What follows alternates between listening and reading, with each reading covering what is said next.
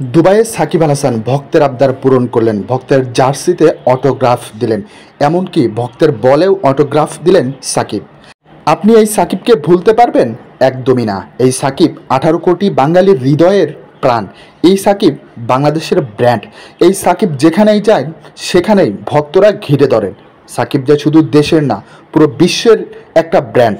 এই সাকিবকে কখনো ভোলা যায় না। সাকিব বাংলাদেশে আসবে, ক্রিকেটার সাকিব আবারও ক্রিকেটার হয়েই ফিরে আসবে, এটাই সবাই চান, এটার সবাই প্রত্যাশা।